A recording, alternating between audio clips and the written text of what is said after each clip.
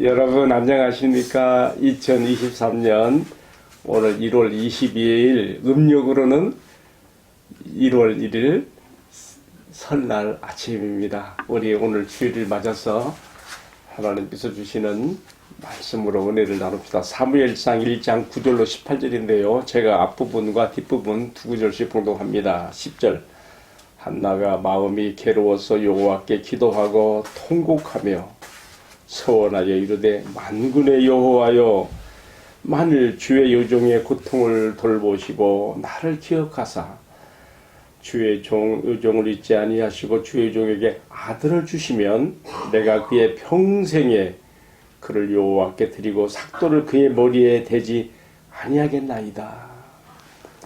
자, 이어지는 17절 엘리가 대답하여 이르되 평안히 가라. 이스라엘의 하나님이 내가 기도하여 구한 것을 허락하시기를 원하노라 하니 이르되 당신의 여종이 당신께 은혜를 원하나이다 하고 가서 먹고 얼굴에 다시는 근심빛이 없더라. 아멘.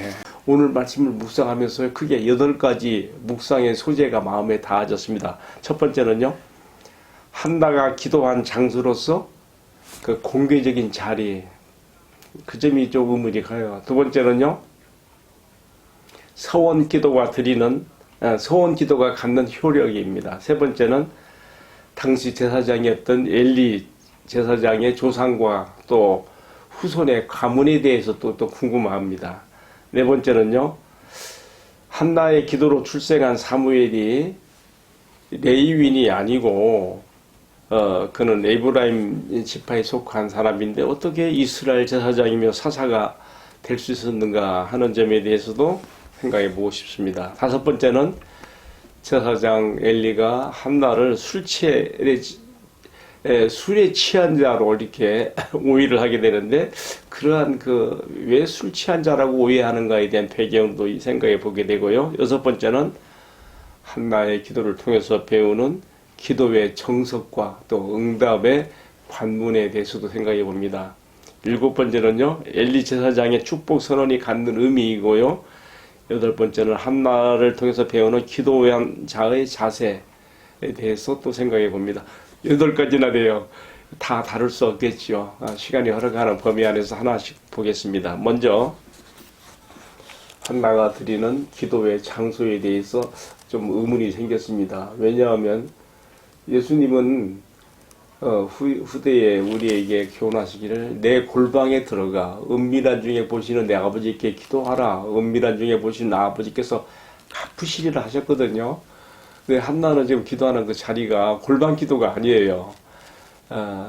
어떻게 그걸 알 수 있는가 하면요, 엘리 제사장이 성막의 문설주 옆에 의자에 앉아서 한나가 기도하는 것을 바라보았거든요. 그 공개적인 자리에서의 기도인 것이죠. 왜 한나는 그렇게 공개적인 자리에서 기도했을까? 그런 생각을 해보게 돼요. 우리가 이것은요, 구약적 의미에서 우리가 이해할 필요가 있습니다. 구약적 의미에서 특히 지금 한나가 엘리 제사장이 바라보는 앞에서 기도했다고 하는 것은요, 한나 나름대로의 하나님께 대한, 그리고 하나님께서 세우신 제사장에 대한 어떤 신앙관이 있는 거예요. 우리가 아는 대로 구약 성경에 나타난 제사장은 하나님의 축복을 전언하는 자, 하나님의 말씀을 가르치고 선언하는 자, 백성들을 위해서 하나님 편에서의 뜻을 전달하는 자로 우리가 이해하게 되거든요. 따라서 한나가 성막에서 특별히 엘리 제사장의 보는 앞에서 기도했다는 것은요, 그가 이렇게 자기 기도를 공개적으로 드러내기 위해서 그런 것보다는 하나님께 위임받은 직분인 제사장을 통해서 하나님이 주시는 그러한 응답도 바라보고 그렇게 기도했다고 볼 수 있는 것이죠. 뒤에 가면 그것이 또 그대로 실제로 되지 않습니까? 마음을 쏟아 기도했던 한나에 대해서 하나님께서 엘리 제사장이 입을 통하여 너의 기도한 말을 이스라엘의 하나님께서 허락하시기를 바라노라 하는 하나님께서 위로와 응답에 대한 선언을 이렇게 전달하고 있거든요. 그래, 그런 점에서 왜 한나가 굳이 사적인 자리가 아닌 공개적인 자리에 가서 기도했는가에 대해서 한번 이해를 해보게 되는 것이죠. 두 번째로 생각하는 것은요, 1장 11절의 말씀인데요. 한나가 하나님 앞에 서원 기도를 드리게 되는 것이죠.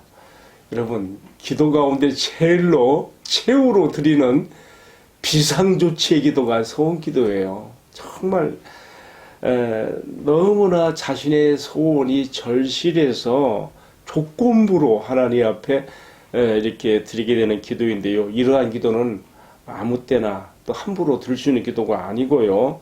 정말 최후 수단으로 드리는 비상 기도라는 것을 우리가 한나의 기도를 통해서 보게 되는 것이죠. 한나의 마음에 슬픔과 고통이 얼마나 뻗었으면은 그 맺힌 한을 풀어내는 기도를 드리면서 만일 저에게 아들을 주신다면은 이 아들의 평생을 하나님께 드려 그 머리에 삭도를 대지 않은 내 나시리로서 하나님께 드리겠습니다. 그럼 이제 서원 기도를 하게 되는 것이죠.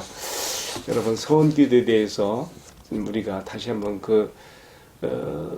중요성, 이것은 정말 함부로 아무나 들을 수 있는 기도가 아니고 최후의 보루의 수단으로서 드리는 기도라는 점 기억하기 바랍니다. 세 번째는요, 오늘 이 한나의 기도를 바라보며 또 비록 오해하기는 했었지만 하나님께서 주시는 위로와 응답의 전달자가 된 엘리사장의 모습을 보면서 엘리사장 가문의 조상들은 누구고 또 후손은 누구가 한번 여기에 대해서도 한번 알고 싶은 마음이 생깁니다. 우리가 아는 대로 이 이스라엘의 제사장 직분의 시작은 모세와 함께 이스라엘을 출애굽시킨 아론으로부터 시작하지 않습니까?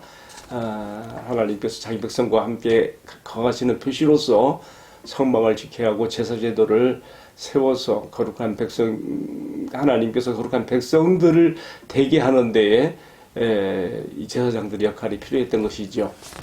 아론에게 네 아들이 있었습니다. 우리가 아는 대로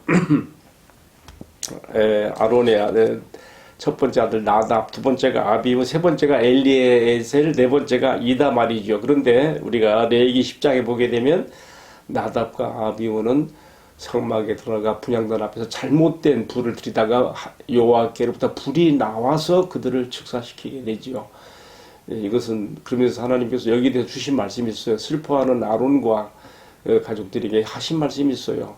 아무나 포도주나 독주를 마시고 함부로 성막에 들어가서 거룩한 것과 속된 것을 분별하지 못하는 그런 잘못을 범해서는 안 된다 하는 걸 보게 되면 나답과 아비우가 불로써 즉사하게 된 것은 그들이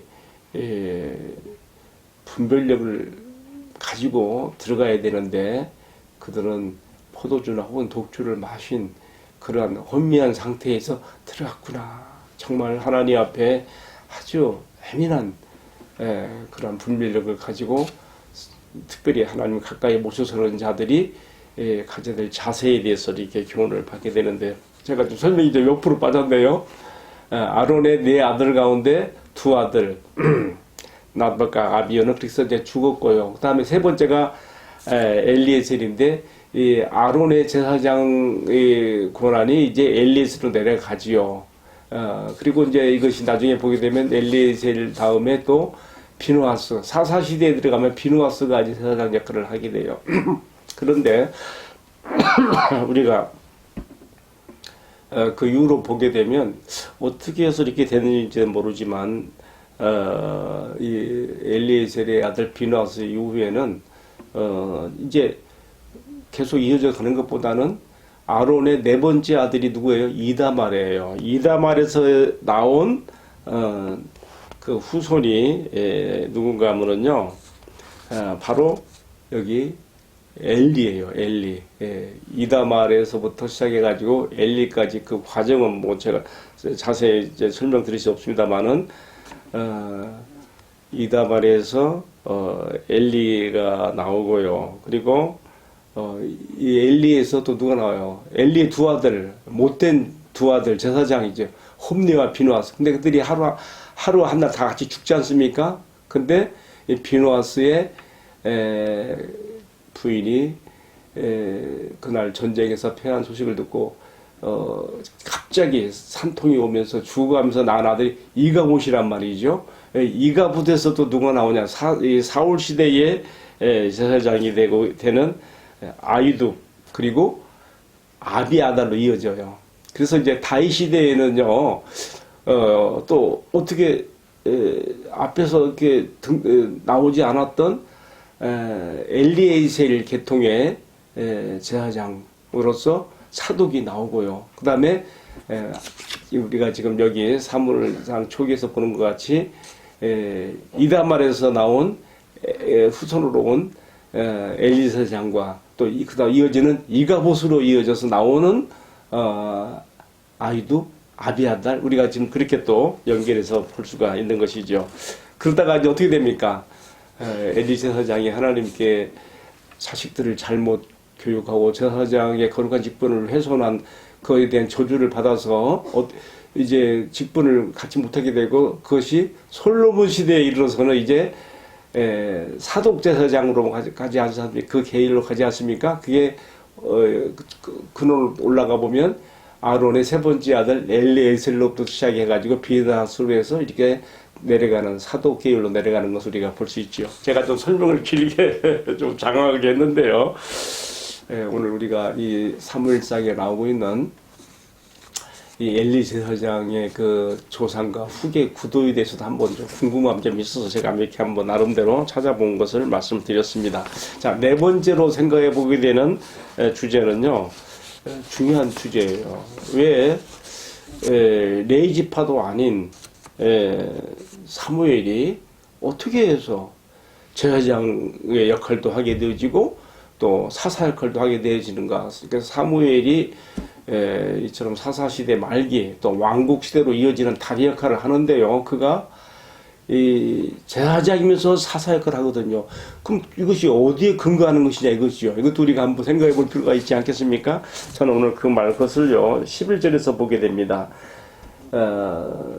한나가 하나님 앞에 서운하여 기도하면서 낳게 되는 아들을요 하나님 앞에 평생을 드리는 나시린으로 드려요. 나시린.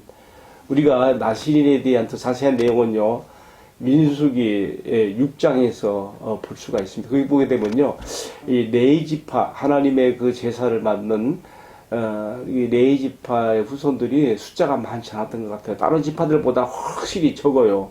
그래서 어떤 면에서는 그들의 제사 직분에 대해서 함께 도와주고 같이 협력해줘야 될 사람들을 피했던 것 같아요. 그래서 우리가 민수기 6장에 보면 나시린 서약이 나오는데 이처럼 하나님 앞에 나시린은 평생을 드리는 나시린이 있는가 하면 또 일정 기간을 정해놓고 드리는 나시린도 있어요. 이렇게 해서 어쨌든 레이지파의 그 섬김에 함께 참여하고 봉사하는 것이 있죠.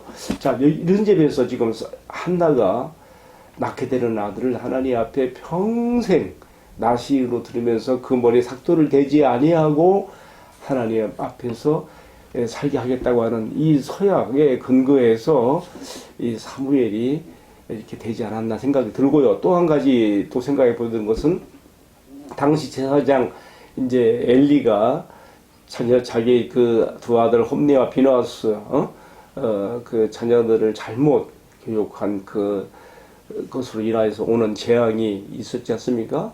그래서 다 죽고 비누아스가 죽어가면서 이가봇을 낳았단 말이죠.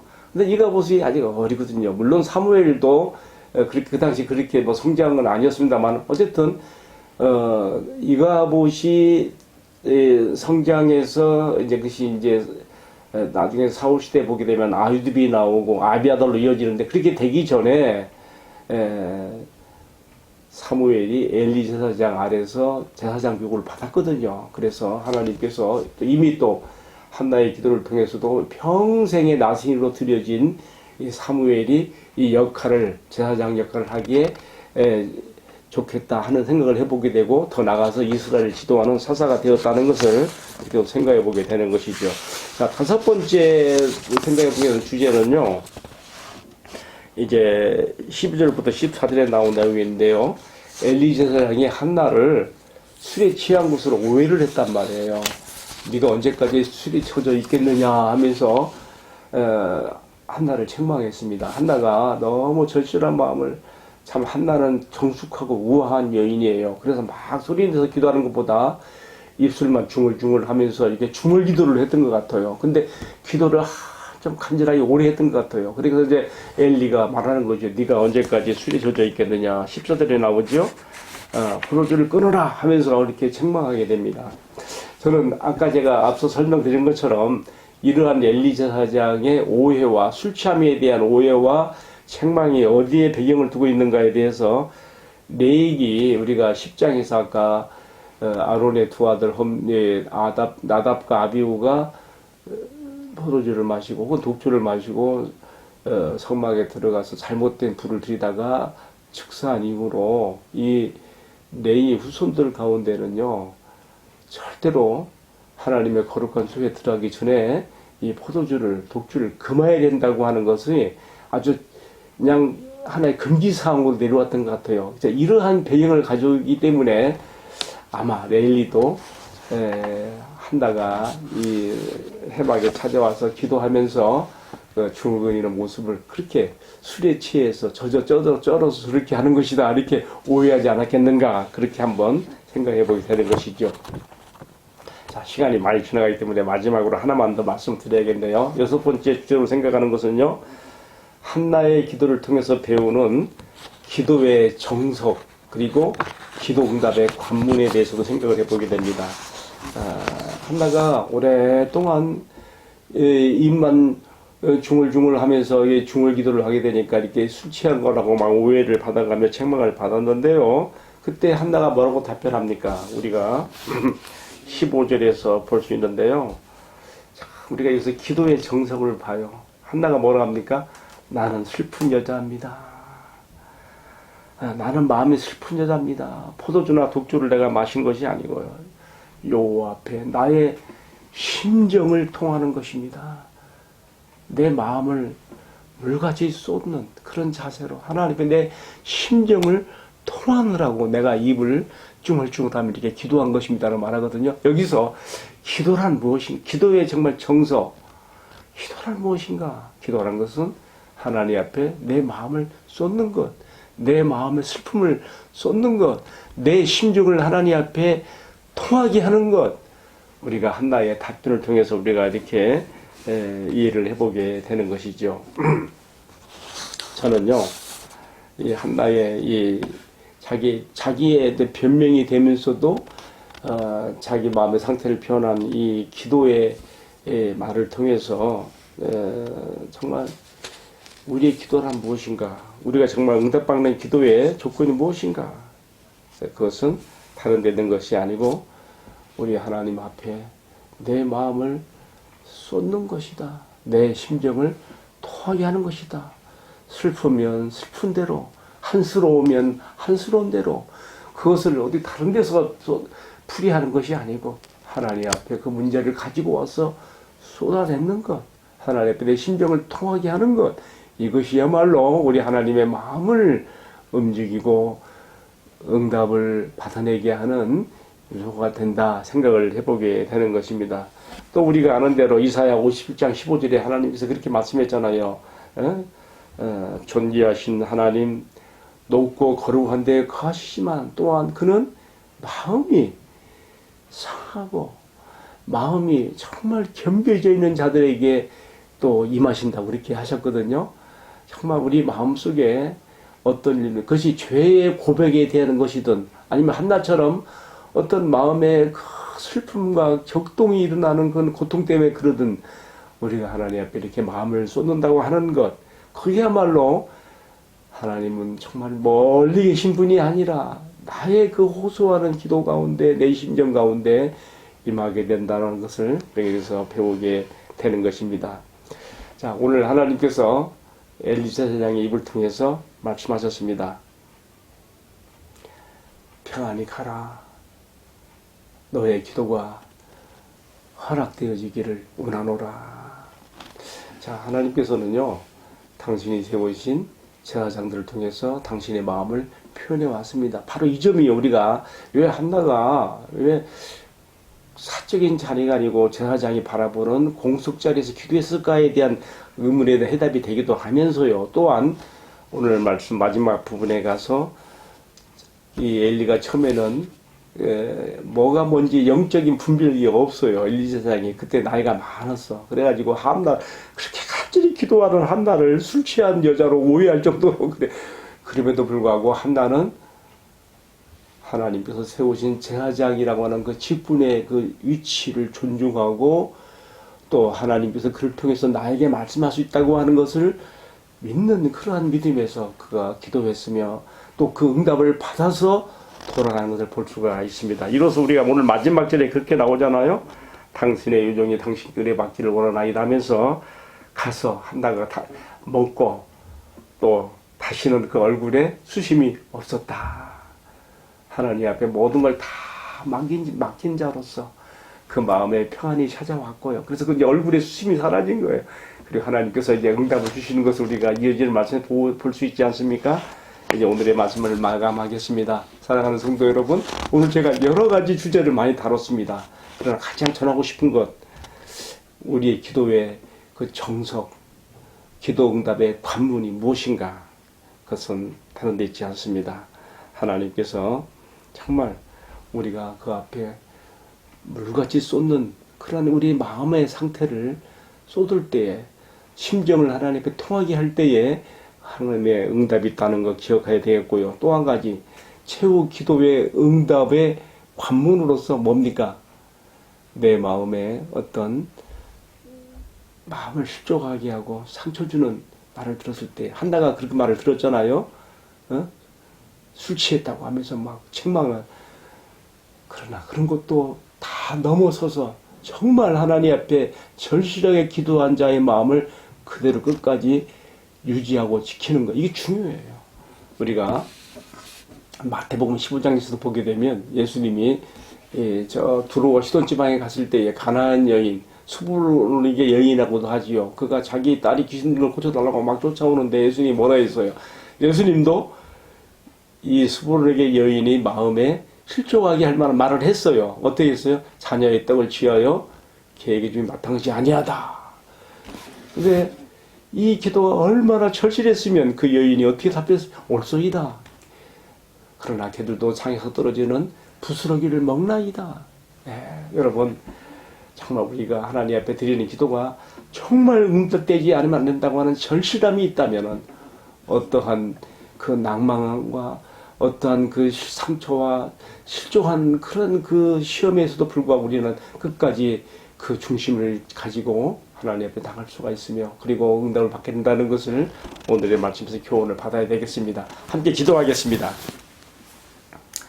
사랑하시는 주님, 한나가 마음의 괴로움과 슬픔을 주님 앞에 물같이 쏟아서 심정을 통하게 한 것처럼 그렇게 나도 기도할 수 있게 하여 주시고요.